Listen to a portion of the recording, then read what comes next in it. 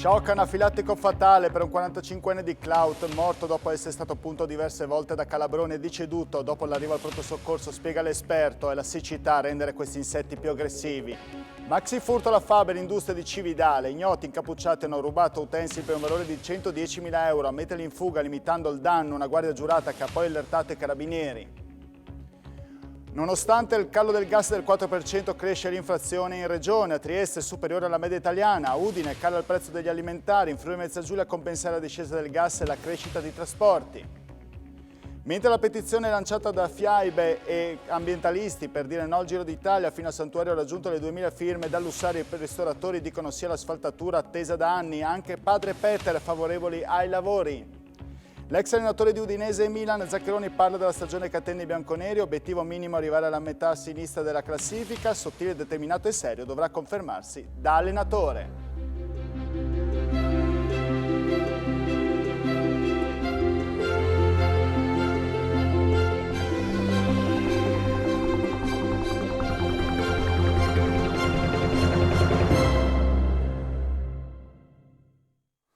Buonasera e ben ritrovati con l'informazione di Telefriuli. In apertura la cronaca, il tragico fatto avvenuto a San Martino di Campagna, un uomo di 45 anni morto appunto da diversi calabroni, morto per uno shock anafilattico. Vani i tentativi di rianimarlo, decesso avvenuto poco dopo l'arrivo al pronto soccorso dell'ospedale di Pordenone. Servizio. Un uomo di 45 anni, Jimmy Davide di Clout, è morto per uno shock anafilattico causato dalla puntura di alcuni calabroni. L'episodio è avvenuto lunedì pomeriggio alle 14:30 nel giardino di un'abitazione di San Martino di Campagna, frazione di Aviano, dove l'uomo, boscaiolo di professione, si trovava in compagnia di un amico. All'improvviso l'attacco di un calabrone che l'ha punto alla schiena. Davide si è appoggiato ad un legno dal quale è uscito un nugolo di altri calabroni che lo hanno punto in più parti del corpo. Il boscaiolo, dopo essersi spostato, è caduto a terra privo di sensi. È stato l'amico ad allertare i soccorsi. Ambulanze ed automedica hanno raggiunto l'abitato di San Martino di Campagna in codice rosso e dopo aver prestato le prime cure all'uomo lo hanno trasportato all'ospedale di Pordenone, dove è morto in pronto soccorso poco dopo per shock anafilattico. Indagini sono state avviate dai carabinieri del radiomobile di Sacile. Da quanto si è appreso, la vittima in passato non aveva mai sofferto di allergie specifiche. E in queste settimane gli attacchi di vespe e calabroni si sono fatti via via più numerosi, colpa della siccità che rende questi insetti più aggressivi, come spiega l'entomologo dell'Università di Udine, Pietro Zandi Giacomo. Sentiamolo. La siccità fa aumentare il rischio di essere attaccati da vespe e calabroni. Si spiega così l'alto numero di persone aggredite e punte da questi insetti in queste settimane, purtroppo a volte con esiti fatali. A spiegarlo è Pietro Zandi Giacomo, entomologo dell'Università di Udine. Il maggior numero di attacchi, dice il professore, non è dovuto a un aumento della popolazione di calabroni e vespe, al di là delle normali fluttuazioni annuali. Il problema è che la mancanza di liquidi a disposizione rende tali insetti più irascibili del solito. Quindi, continua l'entomologo, il rischio di essere aggrediti, che si corre a passare vicino ai loro nidi, diventa superiore. Nella scala della pericolosità il primo posto spetta al calabrone, che nidifica nelle cavità degli alberi, nei camini delle case o tra gli scuri e gli infissi. In un nido ci può essere qualche centinaio di esemplari. Poche punture di calabrone equivalgono a una decina di punture di vespa. Sul secondo gradino del podio della pericolosità troviamo la vespula, ovvero il genere di vespe che nidifica sottoterra nelle gallerie abbandonate da topi e arvicole. Il rischio risiede nel grande numero di esemplari per nido, che può raggiungere il migliaio. Il terzo posto è della vespa Polistes, caratterizzata da nidi di cartone posizionati in genere nei sottotetti. A uno stesso nido può appartenere qualche centinaio di insetti. Sono invece innocue, se non pesantemente infastidite, le vespe vasaio, i cui nidi a forma di vaso sono fatti di terra impastata di saliva, nei quali inseriscono piccoli ragni o cavallette vive ma paralizzate. Queste prede saranno il cibo delle loro larve. Anche loro però sono in difficoltà per la mancanza di liquidi con cui fare i nidi. Nuovo caso di contagio da West Nile a Sacile in un paziente sintomatico. Sono le zanzare, in questo caso il principale veicolo di contagio. L'appello dello zoologo: pulite i ristagni d'acqua. La prevenzione infatti è fondamentale. Sentiamo. Salgono a 5 le persone che hanno contratto il virus della West Nile, Un nuovo caso è emerso a Sacile dove un paziente ha manifestato sintomi ma al momento non è interessato l'apparato neurologico, come conferma il vicepresidente della regione Riccardo Riccardi, che sta monitorando con molta attenzione la situazione. Uno dei principali veicoli di contagio della West Nile sono le zanzare e in questo senso è fondamentale evitare qualsiasi ristagno di acqua nei giardini, anche nei posti più impensabili, e poi applicare le zanzariere dove possibile. Quelle zanzare in effetti sono nostri predatori, cioè ci cercano attivamente per mangiarci. Mangiano una piccola parte di noi, il sangue, però veramente entrano in casa per mangiarci. Sono tra i pochissimi animali in Europa che sono nostri predatori, anche se li chiamiamo parassiti perché in realtà mangiano una sola piccola parte di noi. E quindi sta a noi difenderci. Per difenderci dalle zanzare noi abbiamo due metodi fondamentali.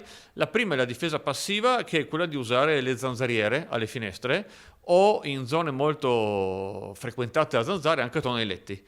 È la difesa più semplice, più economica, più diretta, più innocua per l'ambiente, che consiglio oggettivamente a tutti, questo tipo di difesa. L'altra difesa attiva è quella di eliminare i focolai delle zanzare. Eliminare le zanzare adulte è veramente un'estrema ratio, un'ultima possibilità, perché possiamo farlo solo con i veleni. Veleni che non esistono, qui ricordiamoci, veleni che colpiscono solamente le zanzare. Ogni veleno che noi usiamo per uccidere le zanzare uccide anche insetti utili, uccide le api, uccide i predatori delle zanzare e molti fanno male anche a noi.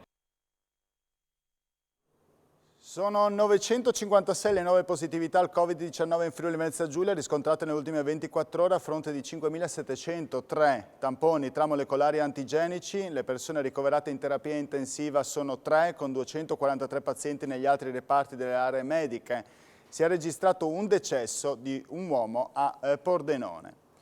Lotta al Covid, da oggi dopo la pubblicazione sul BUR è ufficiale il rifinanziamento di 800.000 euro e la proroga da parte della Regione delle USCA, le unità speciali di continuità assistenziali, fino al 31 dicembre. Soddisfazione venne espressa da Fernando Grusti, segretario regionale della Federazione Italiana Medici di Medicina Generale, il quale sottolinea che è previsto lo stesso trattamento economico, 40 euro l'ora, per i medici che vi opereranno e che erano rimasti in un limbo dopo il termine del 30 giugno. Grazie al vicepresidente della Regione Riccardo Riccardi, ha dichiarato Grusti, per aver tenuto conto della nostra proposta di proroga di questo strumento così importante per la lotta al Covid-19. Pronto soccorso delle Friuli Venezia Giulia preso d'assalto in questo periodo, spesso da pazienti che presentano patologie facilmente diagnosticabili e curabili dai medici di base.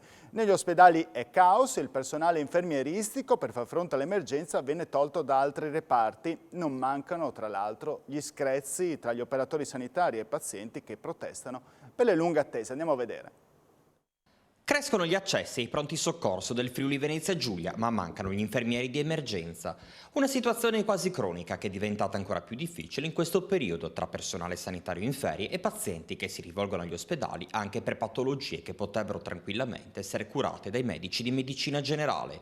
Un quadro preoccupante che crea non solo lunghe code del pronto soccorso, ma che spesso è motivo di tensione tra pazienti, medici ed infermieri. Le soluzioni quali possono essere? Insomma, sono sempre i tamponi in questo momento, cercare di prendere personale dagli altri reparti dell'area delle emergenze, quello che poi stanno facendo per cercare poi di chiudere in questo momento i buchi, ma è un po' come il gioco delle tre carte, perché poi quando vai a risolvere il problema in un servizio lo scopri nell'altro, e questo certamente non risponde a quelle che poi sono le esigenze, le richieste che arrivano all'utenza.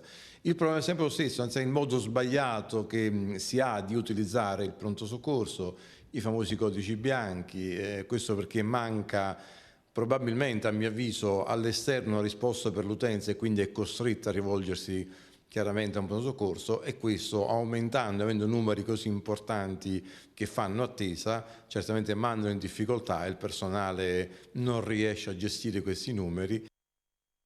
Parliamo di siccità. Il Consorzio di Bonifica Cellina Meduna anticipa lo stop all'irrigazione di soia e mais nei campi. Le nuove drastiche disposizioni entreranno in vigore a causa delle nuove situazioni di siccità e dalla grave situazione non più da Ferragosto ma addirittura da venerdì. I servizi e mancati funzionamenti degli impianti saranno inevitabili a causa della modestissima portata d'acqua a disposizione. Servizio. Stop all'irrigazione di soia e mais. A causa della grave emergenza idrica, il consorzio di bonifica Cellina Meduna ha deciso di anticipare a venerdì e non più a Ferragosto l'entrata in vigore delle nuove drastiche disposizioni. Sono in fase di consegna ai soci gli orari di bagnatura rimodulati. Con i pochi metri cubi al secondo che ancora trasporta il torrente Meduna si privilegeranno frutteti, vigneti, orticoltura, erba medica e vivai, ovvero i cosiddetti impianti pluriennali. In assenza di bagnature si rischierebbe la morte della pianta, oltre che la perdita del raccolto. Dove tecnicamente è possibile, le condotte irrigue a servizio di terreni coltivati a mais e soia verranno chiuse e gli impianti di pompaggio programmati per il funzionamento minimo. Disservizi e mancati funzionamenti degli impianti, come spiegano dal consorzio, saranno inevitabili a causa della modestissima portata d'acqua a disposizione. Tutti i consorziati sono invitati a rigoroso rispetto del turno assegnato. Solo il contingentamento dei consumi che abbiamo messo in atto lo scorso 20 giugno, afferma il presidente dell'ente Walter Colussi, ci ha permesso di avere acqua per tutti fino a metà agosto. In caso contrario, già a luglio non avremmo più potuto gestire il servizio, compromettendo così l'intera produzione dell'asta del Meduna. Il risultato ottenuto è stato possibile solo grazie allo straordinario impegno degli uffici, dei singoli soci e del personale di campagna. In 10 anni nella nostra regione ha chiuso un'azienda agricola su 4. I 2/3 dei capi azienda hanno più di 60 anni, lo dice il 7° censimento dell'agricoltura dell'Istat. Sentiamo. Nel giro di 10 anni il Friuli Venezia Giulia ha perso un'azienda agricola su 4, ma è cresciuta la superficie utilizzata, è quanto risulta dai dati definitivi del 7° censimento agrario elaborato dall'Istat. Stando alle cifre, se nel 2010 in regione c'erano 22.316 aziende, al 1 gennaio 2020 il numero è sceso a quota 16.400, il 26,5% in meno. Salgono però gli ettari utilizzati, che sono passati da 218.000 a 225.000, più 3%. Il comparto agricolo dà lavoro a 53.000 persone in regione, 23.000 delle quali sono i capi azienda o i loro familiari. Preoccupante l'età di chi è alla guida delle aziende. I 2/3 dei capi infatti hanno più di 60 anni. Per quanto riguarda l'utilizzo del territorio, i seminativi sono al primo posto con 158.130 ettari, seguiti dalle coltivazioni legnose agrarie e dai pascoli. Stando ai seminativi, da noi si coltivano soprattutto mais, 47.580 ettari, piante industriali, ovvero non utilizzate per l'alimentazione umana o animale, e foraggio. Nel settore delle coltivazioni legnose la regina è la vite, con 26.349 ettari coltivati, nella stragrande maggioranza per la produzione di vini DOP AGP. Si tratta del 63% del totale. A grande distanza, con 1.248 ettari, troviamo il melo e con 543 ettari l'actinidia, vale a dire la pianta che dà i kiwi. Torniamo a parlare di cronaca, ancora una notte di fuoco sul Carso, questa volta in comune di San Dorligo della Valle, 2 frazioni, Prebenberg e Crociata. Queste 2 frazioni sono state evacuate per decisione del sindaco Sandy Clun perché direttamente minacciate dalle fiamme. L'incendio divampato a pochi metri dal confine di Stato si è avvicinato alle case prima di essere respinto dai vigili del fuoco. Sul posto operano 2 elicotteri e un Canadair, anche 2 mezzi aerei sloveni. Il fuoco è sotto controllo, ma si teme che il vento previsto per le prossime ore possa rafforzare le fiamme. Questa è l'immagine appunto del Canadair in azione. E ora dovremmo passare la linea al nostro Uber Londero, che si trova in Borgo Stazione a Udine, dove c'è in svolgimento un'operazione congiunta da parte delle forze dell'ordine. A te, Hubert. Buonasera Davide, buonasera a tutti i telespettatori. Ci troviamo qua in Borgo Stazione, appunto dove sta avendo luogo l'operazione interforze voluto dal questore Alfredo D'Agostino. Partecipano Polizia di Stato, Polizia Locale, Guardia di Finanza e Carabinieri. Tra i partecipanti ci sono anche 2 unità cinofile della Polizia Locale, e questo è interessante proprio perché uno dei 2 cani ha individuato, pare, della sostanza stupefacente in un kebab di via Battistage. Poco fa erano in azione gli uomini della polizia che stavano ispezionando il locale in maniera approfondita. Probabilmente il locale verrà chiuso dopo la perquisizione. Questo è uno dei risultati, però ce ne potrebbero essere anche altri. I cani continuano a girare qua, i cani delle unità cinofile continuano a girare entrare qua nel quartiere e andranno avanti fino alle ore 21. Per il momento qua da Borgo Stazione è tutto, a voi la linea. Grazie a Uber Londero. Proseguiamo con la cronaca, con il maxi furto alla Faber Industria di Cividale del Friuli. Ieri notte ignoti incappucciati hanno rubato utensili per un valore di 110.000 euro. A metterli in fuga limitando il danno, una guardia giurata che ha poi allertato i carabinieri. Sentiamo. Maxi furto alla Faber Industrie di Cividale del Friuli. Ieri notte dalla fabbrica di Via dell'Industria sono stati rubati utensili per la lavorazione di metalli utilizzati per la filettatura di bombole e lavorazioni meccaniche di precisione per un valore di 110.000 euro. Una stima ancora approssimativa, il danno potrebbe essere maggiore. Alle 4 è stata una guardia giurata del Corpo dei Vigili Notturni a scorgere la presenza di un malvivente che, vedendolo arrivare, si è dato alla fuga richiamando con sé il suo complice. A questo punto, in contatto con la guardia in servizio, la centrale operativa si è collegata tramite l'impianto di videosorveglianza della fabbrica per supportare il collega. Contemporaneamente sono stati allertati i carabinieri della stazione di Cividale. Attendendo l'arrivo dei militari è stata notata la presenza di 2 ladri che, incappucciati, si sono dileguati verso la rotonda di Cividale. I carabinieri sono giunti sul posto qualche minuto dopo, procedendo immediatamente alla perlustrazione del territorio circostante. Nella mattinata è stato appurato come i malviventi avessero rubato utensili del valore di almeno 110.000 euro. Un operaio di un'impresa di trasporto e logistica è rimasto schiacciato mentre stava eseguendo operazioni di carico e scarico di un camion delle pedane adibite al trasporto motrici su treno all'interporto di Trieste. L'episodio sarebbe accaduto sabato e a renderlo noto oggi è l'USB, lavoro privato, che riferisce che il lavoratore stava procedendo in condizioni di assoluta insicurezza causate principalmente dalla fretta dei ritmi imposti. Per questo, riporta in una nota all'USB, le nostre rappresentanze hanno invitato l'Interporto a convocare tutte le aziende operanti nei suoi piazzali e a relazionare l'accaduto. Successivamente, conclude l'USB, ci riserveremo di procedere alla consultazione degli organi competenti e di intraprendere altre iniziative.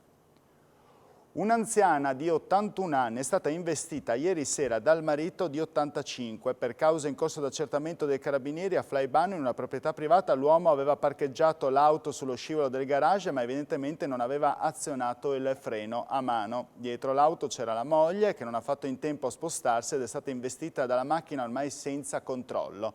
Ha riportato un trauma cranico, una frattura a una gamba. È stata trasportata all'ospedale di Udine.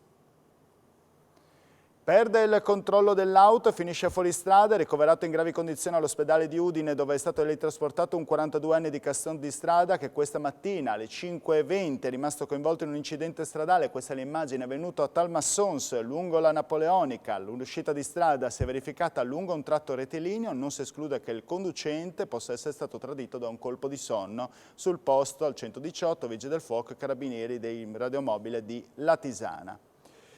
E un uomo di 42 anni è stato denunciato dalla polizia locale di Trieste dopo che in uno zaino a sua disposizione sono state trovate alcune armi. Secondo una ricostruzione, il nucleo di polizia giudiziaria e il nucleo interventi speciali sono intervenuti in via Molino a Vento per la presenza di questa persona che era in forte stato di agitazione. Durante la perquisizione nello zaino sono stati rinvenuti una pistola scacciacani con canna modificata, un proiettile calibro 9 incamerato, 2 caricatori con proiettili calibro 9 a salve, un coltello a doppio filo modello militare, un coltello da sopravvivenza e 7 coltelli a serramanico.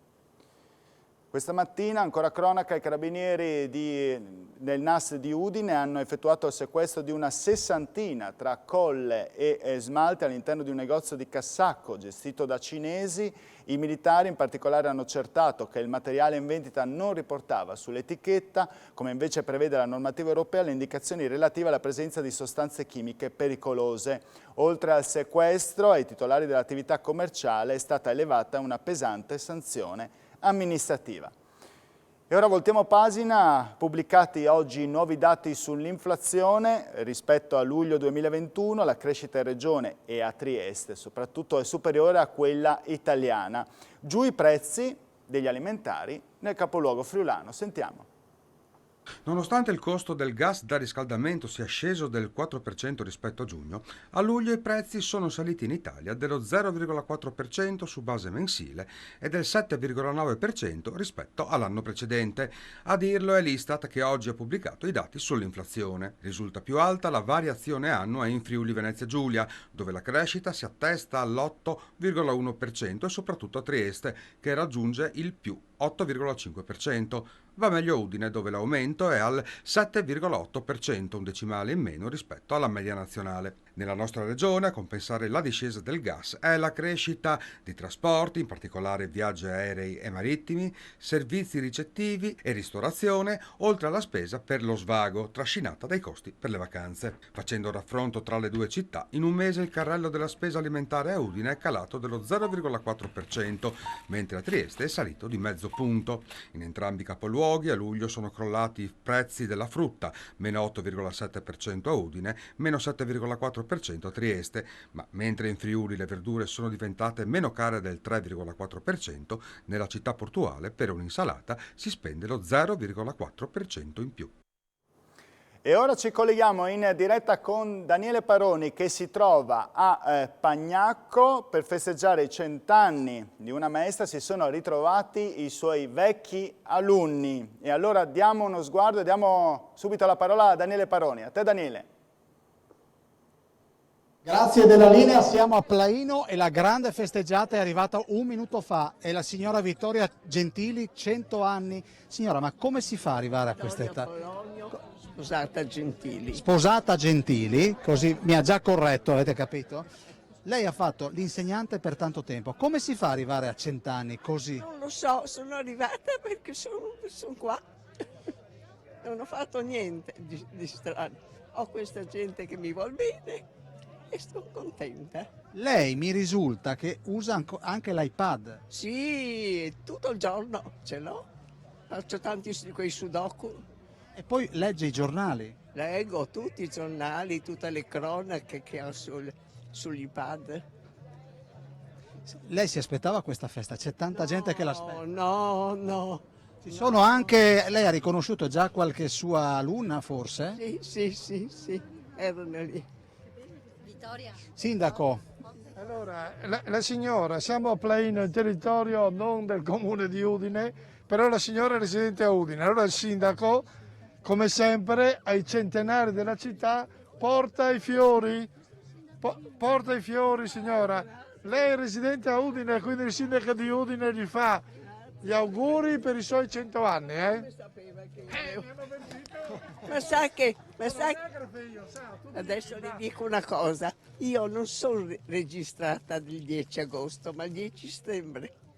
Ufficialmente si vede che mio papà quella volta è andato un mese dopo a denunciare la mia nascita. Allora, io saluto anche il sindaco di Pagnacco, Laura Sandruvi. Vedete che qui veramente c'è tantissima gente e fra poco ci sarà una mega sorpresa per questa ex insegnante. Sandruvi, come salutiamo veramente in 20 secondi la nonna? Noi salutiamo Vittoria con un caloroso affetto e soprattutto con le congratulazioni e i complimenti per essere così sorridente e felice e poter festeggiare assieme alla sua famiglia un traguardo incredibile. Auguri veramente a Vittoria. Io ringrazio anche l'assessore al Comune di Udine per all'istruzione. Con Francesco Sidero restituiamo la linea allo studio. Ciao Davide. Grazie a Daniele, complimenti alla signora per questi suoi 100 anni e proseguiamo parlando di economia. La PMP di Coseano mira ad assumere 250 lavoratori nei prossimi 3 anni, un impegno sul territorio che segue gli investimenti nelle scuole e nella formazione. Passare da 450 a 700 addetti nella sede di Coseano nei prossimi 3 anni. È questo l'obiettivo della PMP, che ha annunciato il traguardo da raggiungere sul territorio con un percorso costruito negli ultimi anni. La PMP infatti ha costruito diverse collaborazioni con istituti scolastici del territorio, in particolare con il Linussio di Codroipo, per implementare la formazione degli studenti e esattamente un anno fa l'azienda di Coseano, leader mondiale della produzione di sistemi integrati di trasmissione per mezzi industriali e agricoli, ha donato e installato un'isola robotica didattica, oltre a implementare e migliorare le officine. Abbiamo anche messo a disposizione i nostri tecnici, ha spiegato Christian Tam, responsabile di PMP Academy, che hanno collaborato con docenti di assoluta qualità, il cui obiettivo è quello di far crescere professionalmente e umanamente i propri allievi, in modo che siano quanto più pronti alle sfide future. Cerchiamo di far conoscere la nostra struttura attraverso la collaborazione con scuole e università, ha detto invece Stefania Previtero, responsabile risorse umane. Diversi studenti ne rimangono entusiasti e quindi l'assunzione in PMP ne è la naturale conseguenza. Oltre 33,3 milioni di euro alle scuole del Friuli Venezia Giulia per trasformare le classi in ambienti innovativi di apprendimento e creare laboratori per le professioni digitali del futuro negli istituti scolastici del secondo ciclo sono state pubblicate sul sito del PNRR Istruzioni le risorse disponibili per ciascuna scuola della Regione, assegnate nell'ambito del Piano Scuola 4.0, un programma di innovazione didattica per avere lezioni più interattive e studenti più coinvolti che stanzia a livello nazionale 2,1 miliardi. Lo rende noto il Ministero dell'Istruzione. Nello specifico, per il Friuli Venezia Giulia lo stanziamento prevede 24,7 milioni di euro per Next Generation Classrooms, le classi innovative, e 8,6 milioni per Next Generation Labs, gli spazi per le professioni digitali del futuro. I fondi sono stati assegnati attraverso un piano di riparto nazionale sulla base del numero delle classi di ciascuna scuola. E ora parliamo delle 2000 firme raggiunte per la petizione per dire no al Giro d'Italia sull'Ossaria, l'asfaltatura della strada che sale dalla Valsaisera al Santuario. Legambiente ieri è stata ricevuta dall'Arcivescovo di Udine e riferisce che lo stesso sarebbe preoccupato per un'iniziativa da valutare con molta attenzione. Servizio. Noi non siamo quelli del no e basta. Diciamo che noi siamo quelli del buonsenso, però ci sono delle iniziative, dei progetti che sono un pochettino folli.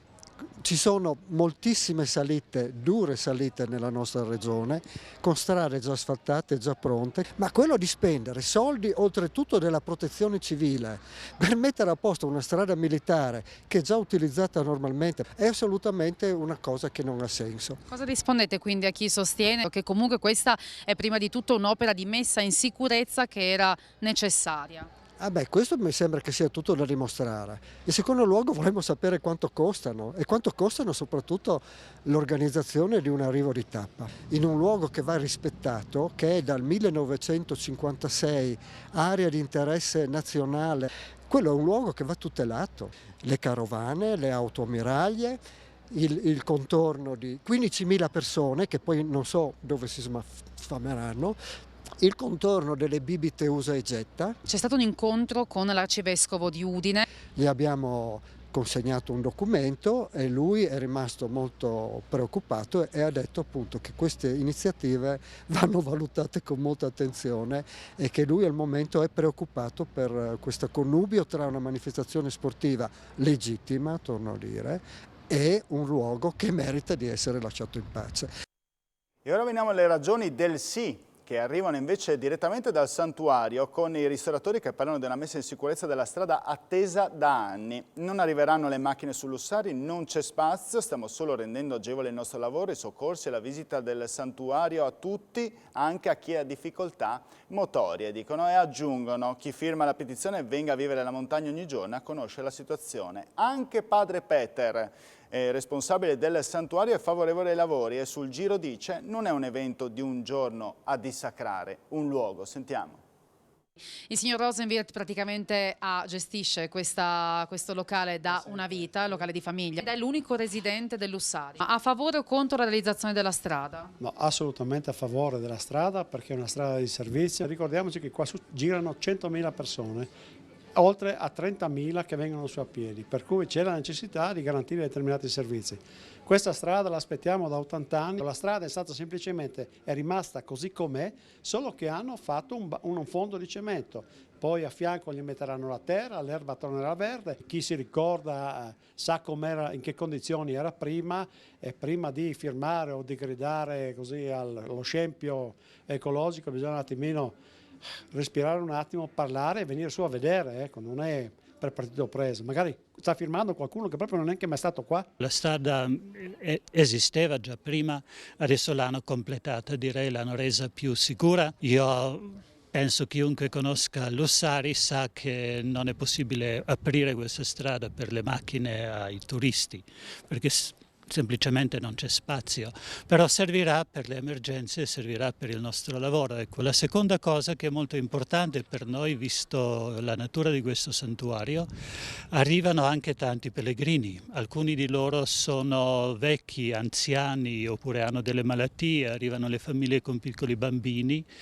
e quella parte che hanno adesso pavimentato, diciamo, dalla funivia fino al santuario oppure fino all'inizio del borgo.